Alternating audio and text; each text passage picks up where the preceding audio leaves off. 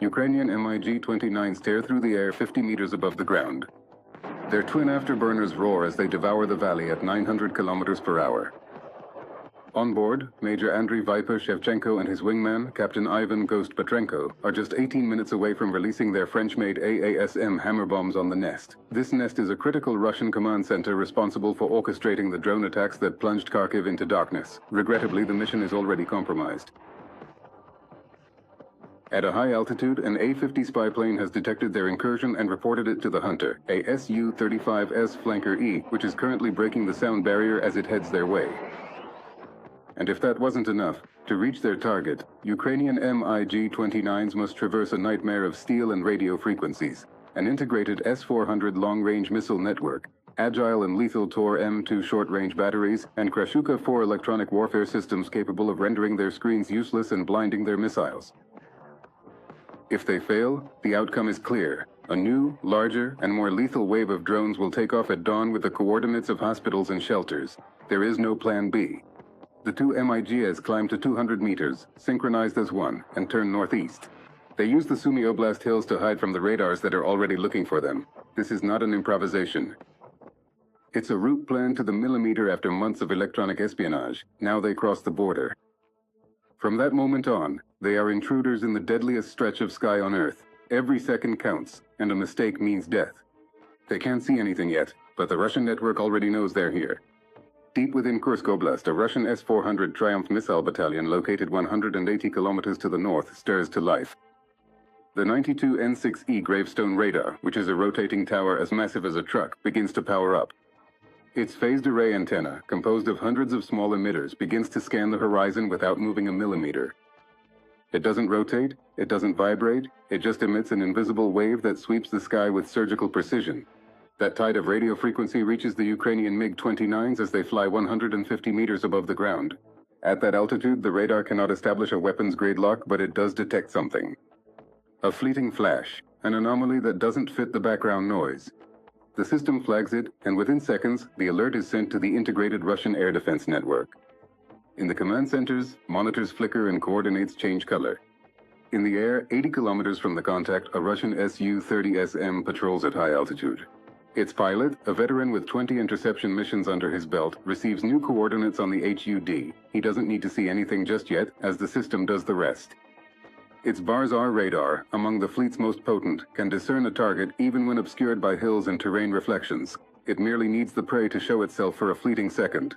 The Su-30 then banks south, cuts power, and accelerates. The hunt has commenced. The Russian operators don't know exactly what's out there, but they know something is. Something small, fast and dangerous has crossed the border. In the MiGs, the warning detectors go crazy. The pilot, Viper, recognizes the frequency. It's an S-400. No lock, no missile, yet, but they can already smell them. 30 kilometers in front of the MiGs, a Bayraktar TB2 drone is patrolling the air at 5,500 meters. Its MX-15D camera, stabilized with a hawk's eye precision, has been observing the target for more than 4 hours. From inside a camouflaged van on the outskirts of Sumy, the Ukrainian operator scrutinizes every movement on the screen. Trucks are entering and exiting. Generators are powered on. Antennas are being deployed. He has counted 14 Orlan 10 drones taking off from an old barn that was converted into an improvised airbase. Each flight confirms what intelligence had suspected for weeks. That place isn't just a farm, it's the heart of a Russian swarm attack network. But the TB2 isn't just observing, it's also guiding.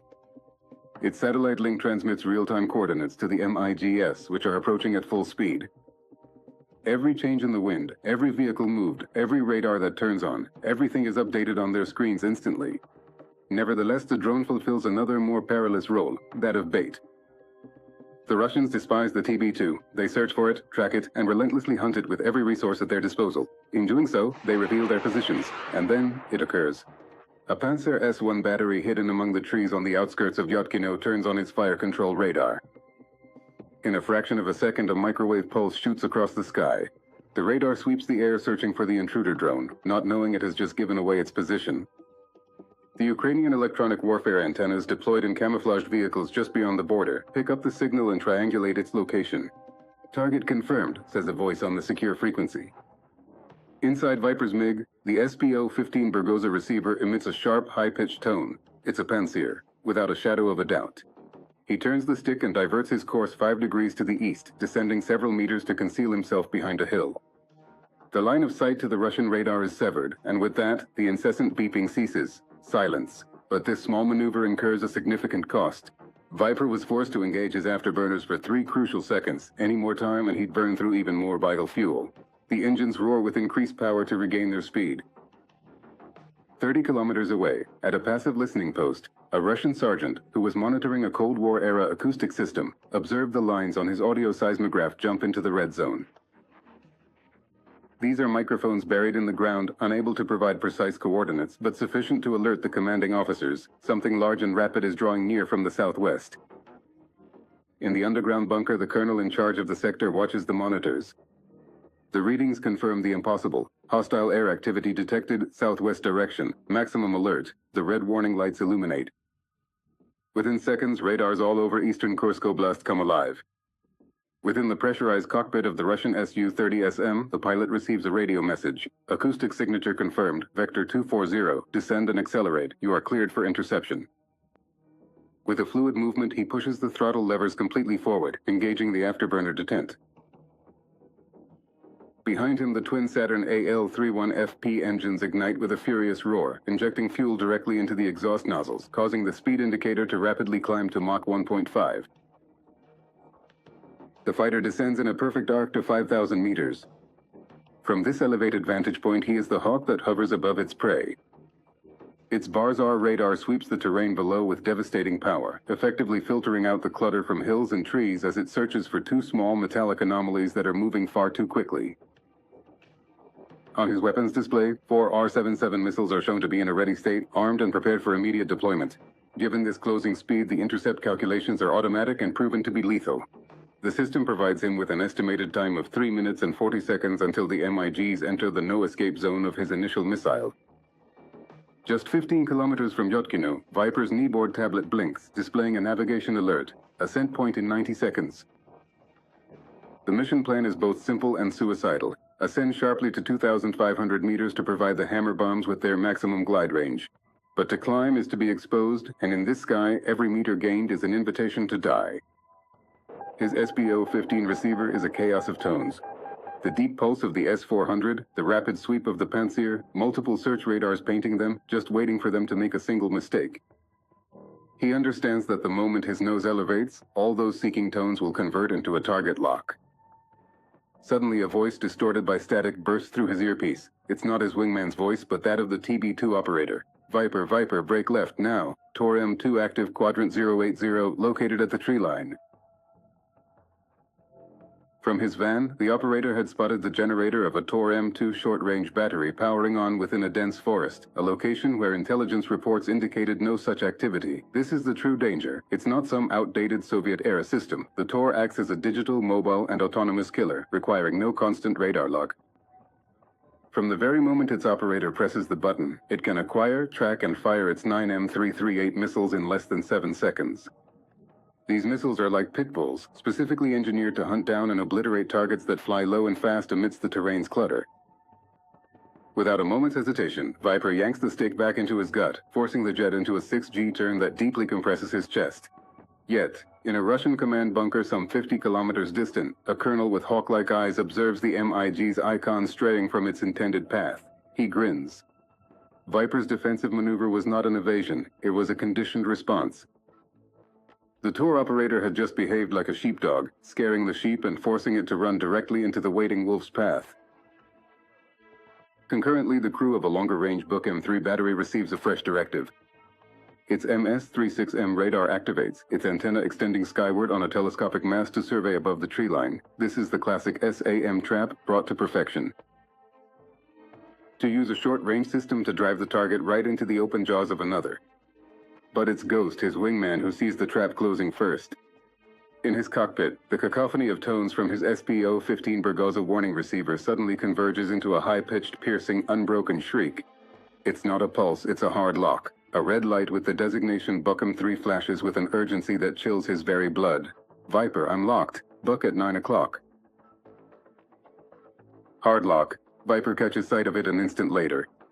The MS-36M radar, a modern electronically scanned array capable of guiding missiles from 70 kilometers away, and they are at 55. In any combat manual, at this distance and with that lock, they are already dead. Running is futile. The 9M317M missile from the book system is considerably faster. There's only one option left, a brutal and suicidal maneuver they practiced in the simulator to the point of exhaustion. Ghost vertical dive now, Viper roars over the radio. Instead of turning to escape the danger, both pilots push their sticks forward, banking sharply towards the threat, descending until the radar altimeter screams out, altitude. They accelerate, pointing their aircraft directly at the radar's source. Viper then slams the countermeasures button. The dispensers on both Ukrainian MiG-29s erupt, spewing rhythmic clouds of chaff, which are fine aluminum fibers designed to create a corridor of false radar echoes. Inside the book command vehicle, the Russian operator watches his console with utter disbelief. What had been a perfect firing solution is now completely flooded with dozens of targets. Firing solution degraded, jamming, the operator shouts. By the time he attempts to switch to manual tracking, it's far too late. The two MiG-29s roar over the forest, so low that their wake rips the leaves from the trees. They have penetrated the book's dead zone, the minimum range below which its missiles cannot arm or maneuver. They have survived, but the cost is astronomical. The violent maneuver has cost them hundreds of meters of altitude and crucial speed. Their plan, to climb to 2,500 meters for the bomb run, has evaporated. Now they are trapped at ground level, with the mission timer well into the red zone and their weapons computers displaying an impossible launch solution. The Book M3 operator, having just recovered from the prior maneuver, spots Ghost as he ascends. His console wails loudly. Target locked. Two 9M317M missiles blast off from the ramp, reaching Mach 4. Inside Ghost's cockpit, the word impact flashes prominently. 16 seconds remain. Ghost climbs vertically, executing a defensive spiral while repeatedly pressing the chaff button. The violent maneuver and the aluminum cloud trick the first missile, making it detonate harmlessly. But the second missile, launched just 3 seconds later, proves to be more intelligent, ignoring the chaff as its processor predicts the spiral pattern. Impact, 4 seconds. With no more tricks left, Ghost reverses the spiral in a brutal 8G maneuver, causing the fuselage to creak and groan. The missile tries to follow the impossible turn, but its energy bleeds off. The proximity fuse detonates 30 meters distant. A shower of shrapnel riddles the MiG's tail. The hydraulic failure alarms flash brightly on the console, yet the powerful engines continue to roar. They have barely escaped the book when the cockpits of both MiGs erupt with a new alarm. The high-pitched squeal of a fighter's radar from 40 kilometers away. The Su-35S pilot has achieved a firm lock-on. He launches 2 fire-and-forget missiles. They are in the air, flying at Mach 4, hunting autonomously. Viper releases a ladder of flares to increase the confusion. The missile's algorithm is saturated. It can't distinguish between the flares, the sun, and the aircraft. It chooses the brightest target, the sun, and gets lost in the sky. But the second missile is smarter. It has learned from the first one's telemetry. It ignores the sun, flares, and locks onto the other MiG's engine heat.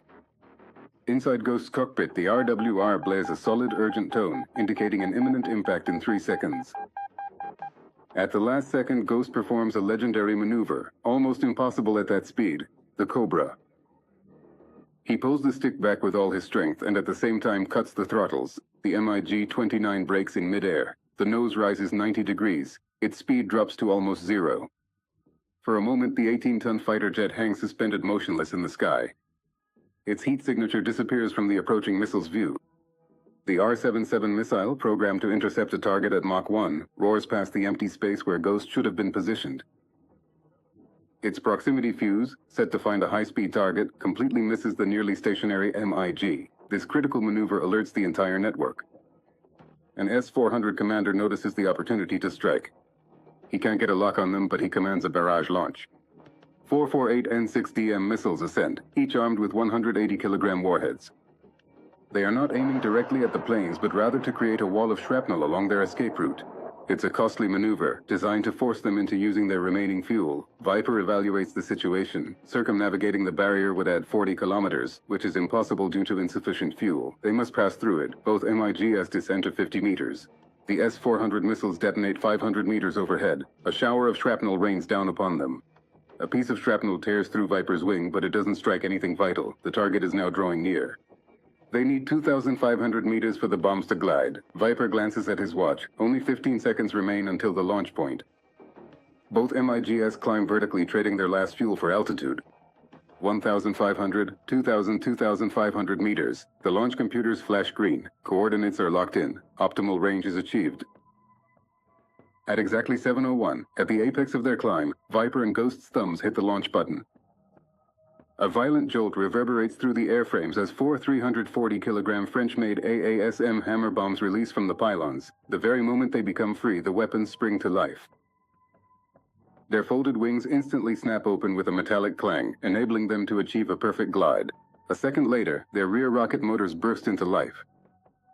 A 10-second burst of power propels them more than 60 kilometers through the air. The bomb's advanced tri-mode guidance systems activate, starting with GPS. The receivers are actively searching for satellites, yet they only encounter a deafening roar of static. A storm of Russian jamming specifically designed to blind them. However, the bombs anticipated this. Instantly, the system seamlessly switches over to its primary mode, inertial navigation. At the core of every bomb, a set of ring laser gyroscopes, impervious to all outside interference, detects each minute movement. They calculate their position 30 times per second, precisely correcting their trajectory with subtle fin adjustments, driven purely by the laws of physics. As they pierce the veil of interference, the infrared imaging seekers in their noses activate. They aren't just looking for heat, they're looking for the exact thermal shapes the Bayraktar TB2 showed them. The distinct outline of the command building and the satellite antenna's generator. However, the true sophistication, the deadly ingenuity of these weapons, lies not in how they fly or how they perceive, it lies in how they ultimately achieve their lethal objective. It lies in the SJU-64 intelligent fuse. These are not just simple impact fuses, you see. They are in fact detonation brains. Programmable microprocessors connected to high-pressure accelerometers.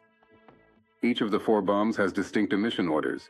Hammer 1, target the command center, bypassing the first two floors, detonating in the first empty space encountered. Hammer 2, hit the vehicle park with surface detonation upon initial contact. Hammer 3 and 4, safe kill, disregarding the structure, detonating in the basement.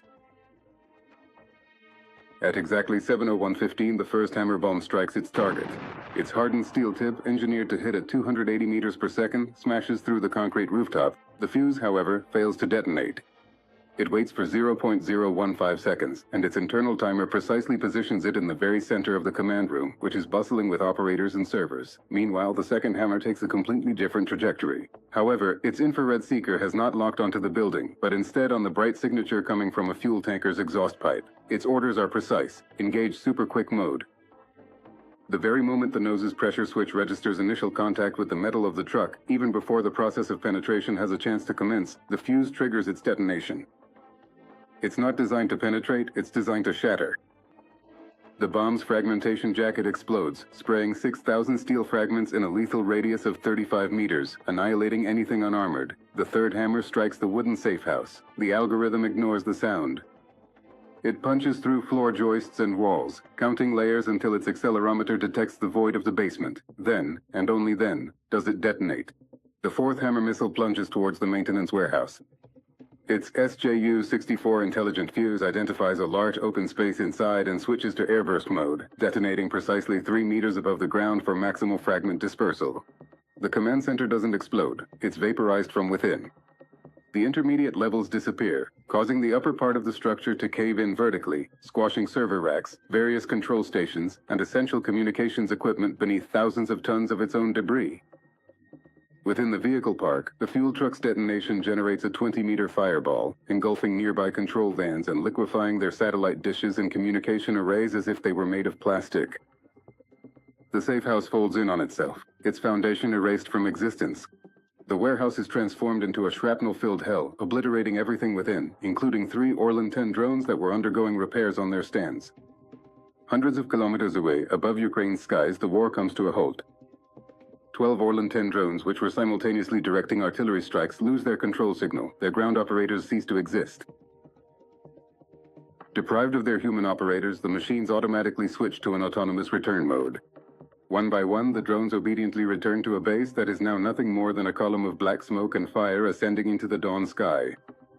The entire drone control network for the whole sector, including its command posts, link vans, maintenance facilities, and personnel, have been decapitated, completely annihilated in just 30 seconds of precise and coordinated destruction. From inside Viper's cockpit, as he speeds across the border with Ghost's damaged engine practically welded to his wing, a single mission confirmation light blinks green on his tablet. The mission is accomplished.